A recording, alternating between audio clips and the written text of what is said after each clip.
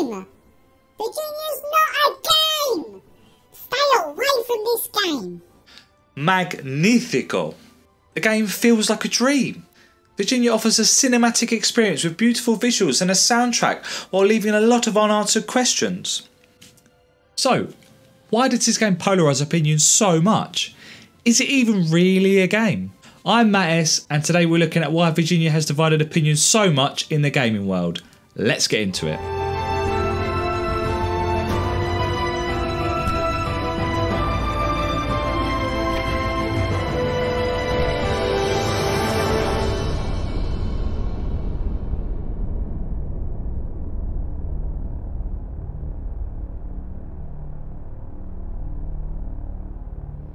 Let's start with what Virginia uses brilliantly to its advantage throughout the game: the music.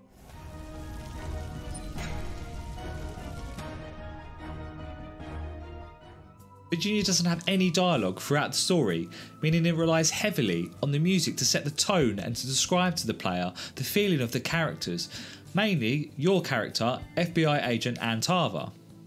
At the start, there's a scene where the music speeds up, accompanied with the sound of your heartbeat, which builds suspense when it's needed.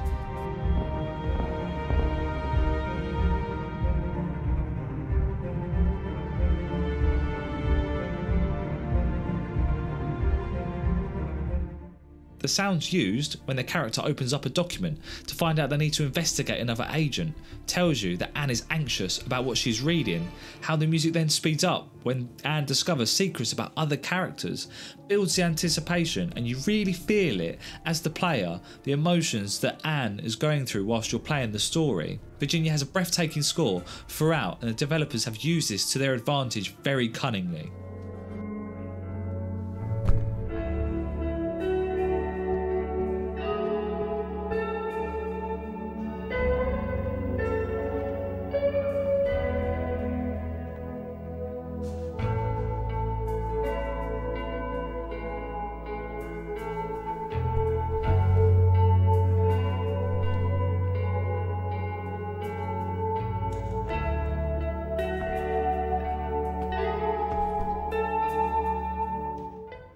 Now let's get into why there's so many gamers who dislike Virginia.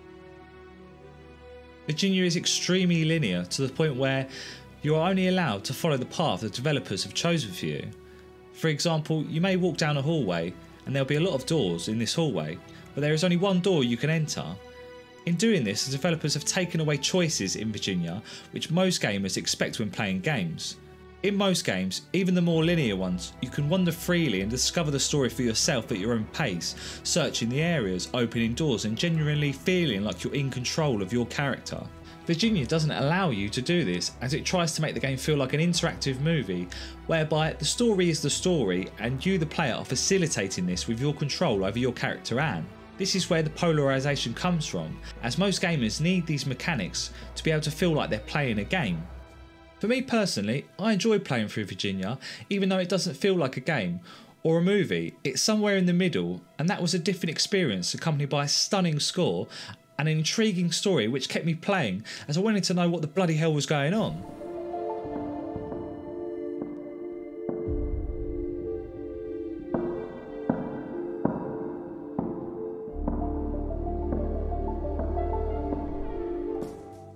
Even after finishing Virginia, I didn't really understand the ending of the story, as it was so surreal and inconclusive, which is something I normally associate with films, for example Shutter Island or Inception, where the ending can be debated but ultimately it's down to your own interpretation.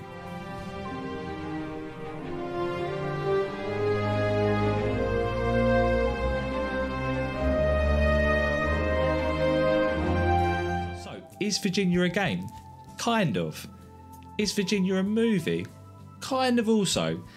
It doesn't have choices, which is needed in games, but it does make you interact with it in order to progress the story, which movies don't. It's in the same category as Bandersnatch, which I would say is slightly more of a movie, whereas Virginia is slightly more of a game, but only because one lets you control the point of view of the characters and the other doesn't. It is a crossover of the two, and an experience you won't find much of at the moment, which for me is worth playing through to see if it's your sort of thing, especially for £6.99 in the UK and $9.99 in the US, project, which is definitely worth it in my opinion.